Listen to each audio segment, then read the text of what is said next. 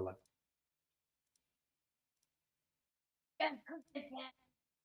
Zinny Zin. I really like the fucking Thumbnail? It's sick as The fuck. thumbnail. I see YouTube's live. Is everything live now? Everything is live. Everything except for Rumble. What? should have like. You're gonna see my shit move in the background, but I'm gonna get Oh, this shit, second. alright. Okay, now all things should be up. Like Mario's wiener hanging out the bottom of his shorts and Mario Tennis one. Do you It's amazing. do you want me to Disney put anything does in the it. chats? I mean, the description's pretty good, but yeah, I think doing that just for sake of people joining a live stream and not wanting to read the description, doing 8 beers. a shorter version of it is beneficial. This is If anything, it gets us engagement. So,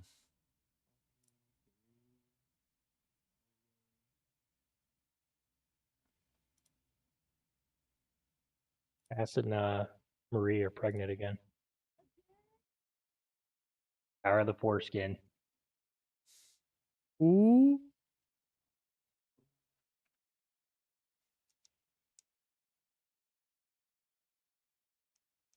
Maverick's huge. You can tell he got Marie's genetics. The big boy. all right, so we are doing 8. Oof. Stop chewing on that. I just typed it. It's official. It's locked in, boy.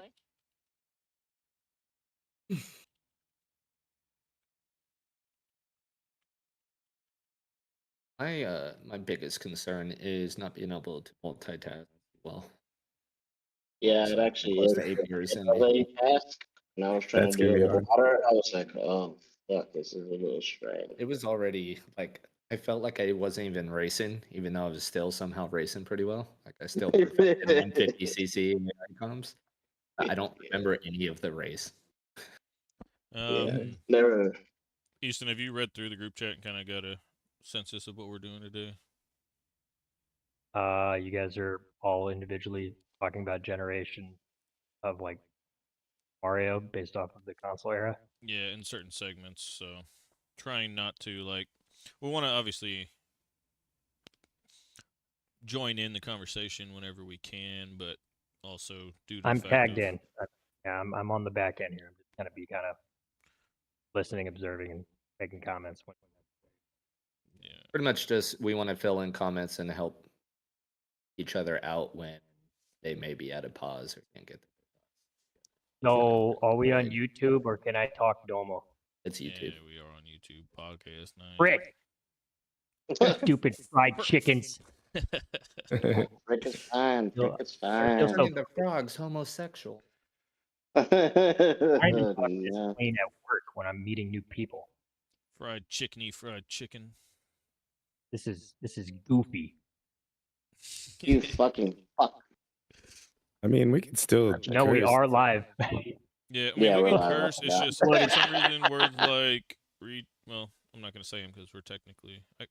You know what? I think I'm gonna start doing when we start the stream. Have all the media sources off. He during start. the stream starting.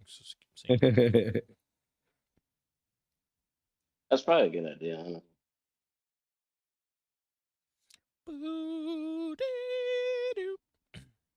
Yeah, 40 seconds.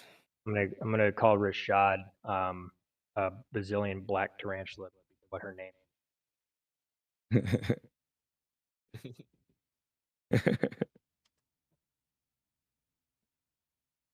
25 seconds.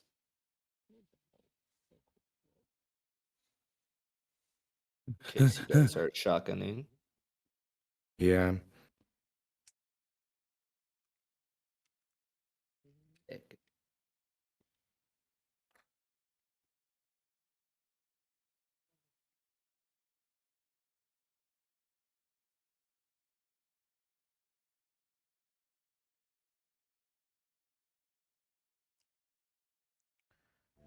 Here we go. Welcome back to SoberKart Day, guys. We're welcome to SoberKart Day, guys. Mario Day. Mario Day, guys. It's basically SoberKart Day for us. March 10th, Mario Day. Today we're going to be going over the entire history of Mario and its influx on how it incorporated itself into the gaming industry and revolutionized it. I'm going to be doing 8 beers over 24 races. I'm going to go ahead and knock out one of my owed shotguns at the start of the stream before we get into all these segments. Let's go. Rashad just did one.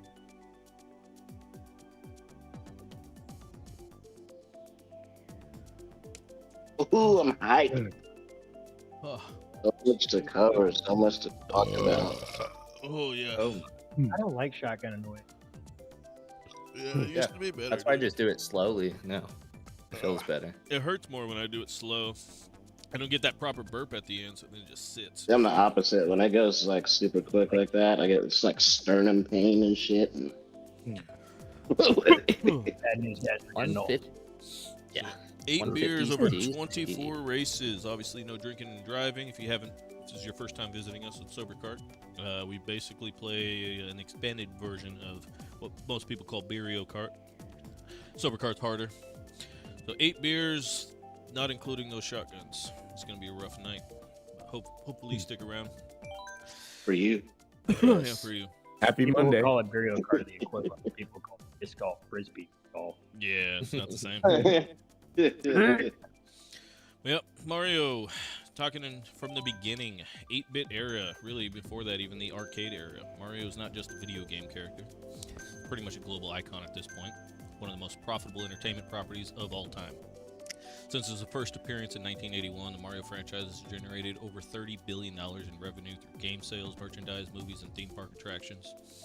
He's been the face of Nintendo, selling over 800 million total copies of Mario Kart or Mario-related games across multiple generations of consoles. But how did a plumber become such a dominant force in pop culture? Today we're going to take a full journey into Mario's history, from humble arcade origins to the HD era. In 1981, starting out the first appearance of Mario, which was actually named Jumpman at the time, in the game Donkey Kong. Mario's story began in the early 80s when Nintendo was struggling to find a hit in the North American arcade market. They developed a game called Radar Scope, but it failed to gain traction. Enter a young game designer named Shigeru Miyamoto, who was given the task of repurposing the hardware into something new. The game became Donkey Kong. Donkey Kong introduced platforming gameplay where the player needed to jump over obstacles instead of just shooting or moving side to side. The game featured 4 different levels, which was, for its time, a breakthrough because most arcade games only had one repeating stream. It was one of the first games to incorporate a storyline with Jumpman. Are we drinking first lap? Sorry. You can jump drink whenever, I think. Yeah, anytime. Yep. Needing to rescue Pauline from Donkey Kong. Introduce barrels as obstacles, requiring players to time their jumps and reaction perfectly. Donkey Kong was one of the first arcade games with cutscenes, which in its own added a whole new level of storytelling to video games. The game was built using Radar Scope's arcade hardware, featuring the Zilog Z80 processor, which allowed for more complex animations and character movements compared to prior games of its time. Unlike previous arcade games, Donkey Kong had multiple different stages, adding depth to progression to gameplay. The ability to animate a large moving character like Donkey Kong was revolutionary, pushing the limits of early arcade machines. Just some little fun facts for that time. Mario was originally called Jumpman, as we had already stated, but was renamed after Mario Seagal, the landlord of Nintendo of America's office. Donkey Kong was initially planned as a Popeye game featuring Popeye, Pluto, and olive oil, but Nintendo couldn't secure the licensing rights from the TV series at the time. In 1983, they introduced Luigi in Mario Bros. Nintendo saw Mario's potential and wanted to expand on his character. In Mario Bros., we got a new profession as well. We went from being a carpenter to a plumber due to its what we now refer to as warp pipes. It introduced cooperative multiplayer, allowing 2 players to control Mario and Luigi simultaneously. Featured pipes, power blocks, enemy waves, which became staple to future Mario games. Marked the first time Mario was depicted as an Italian plumber, decision made of his ability. Unlike Donkey Kong, this game took place in a single-screen environment where enemies emerged from pipes, emphasizing wave-based gameplay. The game utilized arcade-style physics, meaning players could move left and right, but had no mid-air control, something that would change drastically in Super Mario Bros. To come. It introduced enemy flipping mechanics, which required players to jump under platforms to stun enemies before defeating them. The game was built on an improved arcade hardware, allowing the smooth animations and more responsive controls. Mario and Luigi's iconic mustaches were added to make their facial expressions more visible on the pixelated arcade game screens. And Mario Bros. Was one of the first games to be adaptive into multiple home consoles, helping spread Mario's popularity beyond just the arcades. In 1985, we got the game that pretty much changed everything. Redefined gaming platform, the genre, made Mario a household name, the Super Mario Bros. First side-scrolling Mario game, setting the standard for platformers to come, introduced power-ups like mushrooms, fire flowers, Starman, and warp pipes. Secret areas of hidden blocks, which encouraged exploration for the first time. The fluid momentum-based movement allowed players to accelerate, jump further, and make precise landings. This game established the Mushroom Kingdom, Bowser as the main villain, Princess Peach as Mario's love interest. Released on the Nintendo Entertainment System, or the NES, featuring the Ryko 2A03 CPU, which allowed for complex physics and enemy AI. The NES picture processing unit allowed for smoother scrolling, a major advancement at its time. The use of bank switching and cartridges also allowed for larger game worlds and better level variety.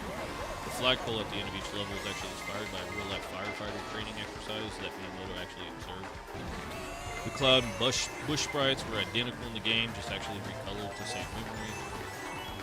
In 1990, they finally came out with Super Mario Bros. 3, which was the peak of the 8-bit era. Introduced the world map, allowing players to actually choose their own path. New power-ups such as the Tanuki suit, the hammer suit, the frog suit, Bowser's Koopalings, 7 children were actually debuted, adding additional depth to Mario's universe.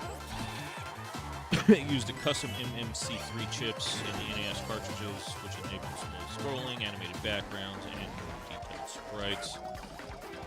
It introduced parallax scrolling, making backgrounds feel even more dynamic and immersive. Game stages like design was actually inspired by a level theme from the Nintendo, which was actually only a handful of 6 people at the time. This is why levels had curtains and platforms like props. Super Mario Bros. 3 was one of the best-selling NES games of all time, selling over 17 million copies.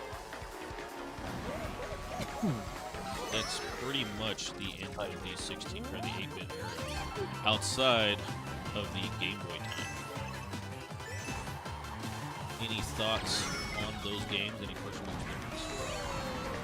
Yeah, I beat Super Mario Brothers 1, at least. I went through actually last year. And holy shit, those games are much harder than today's game. Yeah. By a large. they fucking off for damn sure. It rewards repetition faster. For sure. Then you don't really do. Yep. Yeah. And Super then Nintendo's. also, I forgot to mention, in 1989 they came out with Lost Lands, which actually only debuted in Japan. Was actually designed for the more veteran Mario players of the time, and was not even released into the United States due to its difficulty. Lost Levels. Lost Levels, sorry, yes. It's where we also got I was like the festival. Poison Mushroom for the first time. Like the jungle area, right? I think I've seen some shit about it. I've never actually seen played it. Gameplay. I've seen gameplay. But Imagine It had those wind cartridges. graphics, everything. Yeah. Fast forwarding to the SNES, or the Super Nintendo Entertainment System, released in 1992. We got Super Mario Kart for the first time. Prior to that, though, in 1990, Super Mario World was released alongside the Super Nintendo Nintendo Entertainment System. Super Mario World was arguably one of the most significant games in the Mario franchise and video game history. They had the introduction of Yoshi, Mario's new companion. Yoshi brought fresh dynamic to the game. Players could ride Yoshi and use his traditional abilities such as eating enemies and utilizing special powers. Had the Cape Feather, which this new power-up allowed Mario to fly, similar to the early Super Mario Bros. 3 power-up, the Super Leaf. However, the Cape was more versatile, allowing players to flight and a Cape spin attack to defeat specific enemies. Non-linear world map. The map was vast, featured branching paths, adding additional exploration to the game. Secret exits. Secret paths open for new routes and hidden levels, including new replayability. Graphics on Super Mario World made full use of the SNES advanced graphic capabilities, offering a rich, colorful world with significant increase in the level of detail comparison compared to the NES. The backgrounds were more dynamic and varied, from lush forest and ghostly castles. They used a sky map, which for the first time was no longer using the small black backgrounds that most games at the time were using. Simply by just changing the color to a light blue to make it look like the sky to save it. Super Mario World is regarded as one of the greatest video games of all time, but it helped define the 16-bit era for Nintendo. It was not just a launch title for the SNES, but also helped Nintendo maintain its lead in the gaming console. I fucking Wars hate you. against the Sega Genesis. Koji Kondo's soundtrack to Super Mario World also became iconic, which is still used today in certain Mario games, maintaining a level of music cementing their place in the game history. Super Mario World sold over 20 million copies, which was the first game to bootleg, making it one of the best-selling SNES games and game of all time. Remained bundled with the SNES in most regions, which obviously also contributed to its wide reach. In '92, Super Mario Kart was introduced. AO, the first Mario and its friends racing genre, creating a new genre entirely, kart racing, first of its kind. This not only was a spin-off, but also an essential part of Mario's evolution. The go-kart racing game introduced go-kart racing with Mario characters including Mario, Luigi, Princess Toadstool, Bowser, and others. Item-based racing, the use of items in the game like banana peels, shells, bombs, and added strategic depth to the racing genre and made each race unpredictable. Super Mario Kart also was one of the first games to offer a two-player mode, encouraging competitive play and cooperative gameplay, which was crucial to its popularity. One of the standout features was also the battle mode, where players faced off in an arena trying to pop each other's balloons. This mode is still in most Mario Kart games, and for its time was one of the reasons why it gained so much attraction. The Mode 7 graphics utilized the SNES mode of the SNES, which allowed for the rotation and scaling effects. The technique was used to create a 3D racetrack to give them the appearance of depth despite the 2D environment. Super Mario Kart became a hugely influential title, not just for Mario, but the entire racing genre. It spawned a franchise that would later become one of Nintendo's most successful and beloved series. The original game sold around 9.8 million copies, cementing its status as one of the best-selling SNES games. In '93, Super Mario All-Stars was released, offering remakes to the original Super Mario Bros. Trilogy from its 8-bit era into the 16-bit era, alongside Super Mario Bros. 2. The collection marked a significant upgrade in graphics and sound, making the classic games more accessible to new audiences with better visuals and gameplay. The upgraded graphics was received thanks to the 16-bit SNES power. They looked much crisper and enhanced character sprites and backgrounds. Unlike the original games on the NES, which were difficult to save, All Stars introduced save files for the first time in Mario's history, making the games much more user-friendly. The remake of Super Mario Bros. 2 and Super Mario Bros. 3 received small gameplay tweaks as well to improve certain experiences. It was a great way for younger players who had never experienced the NES games to experience the classics. It became one of the best-selling games for the SNES and helped preserve the history of Mario. sold over 10 million copies, marking once again another successful Mario game for the 16-bit era.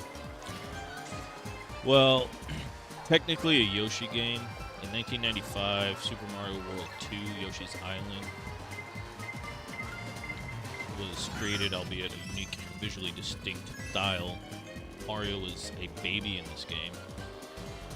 The game features Baby Mario as the protagonist, who is carried by Yoshi across various levels. With new art styles, the game adopted a distinctive hand-drawn art style, which was all done on paper, carbon paper at the time. Oh wow. Insane. Yeah. Characters and environments look like they had been sketched out, crayons and paint. When Baby Mario is separated from Yoshi, he starts crying with access a timer for players to reunite them before losing his life. Like Super Mario Kart, Yoshi's Island used Mode 7 graphics for effects such as rotating platforms, but the game took advantage of it in a more subtle, creative way. The soundtrack by Koji Kondo and other sound designers was also renowned for its whimsical, catchy tunes during this time, fitting the game's visual themes. Yoshi's Island was critically acclaimed for its innovative design and its beautifully unique art direction. The game added another layer to Mario's franchise with an emphasis on Yoshi's adventures and platforming. Sold around 4.1 million copies, not nearly as well as the Mario games itself, but expanded on the entire universe and is often listed amongst one of the best platformers of its time. Mario's first racing game, backtracking just a little bit, was its first foray into racing, and eventually became Mario one of Nintendo's franchise games and most successful series of all time. In Secret Worlds, the Super Mario World, there are secret worlds like Special Zone, which features even more challenging levels and hidden secrets than was originally found out. Some of the levels weren't even found for 2 years after the release. Mario cameo appearances, obviously during that time frame spanning between 1991 and 1995, appeared in numerous other NES games, such as Super Bomberman 5, F-Zero, a tennis game, a boxing game where you had to beat up Mike Tyson, showing his ever-expanding presence across Nintendo franchises. During the 16-bit era, Nintendo Power became a key magazine for fans, often promoting Mario games and detailed strategy guides and tips. The expanded universe of Mario's world beyond games, with appearances in television as well. There's 3 different shows, beginning with the Super Mario Bros. Super Show in 1991, leading into another series after that, which was more based on a live-action series that did not necessarily relate to the Mario Bros. 3, but had additional characters like Mario involved as well. The 16-bit era was essentially a golden age for Mario, honestly. It helped solidify his place as one of the most recognizable game brands, beloved figures in video games, and from the launch of Super Mario World to the spin-off successor of Super Mario Kart, Mario proved its versatility and appeal. The era also set the stage for future Mario with innovations and would resonate in games to come. It was a period of technical, cultural, and gameplay advancements that helped shape the future of Mario's franchise and video games as a whole.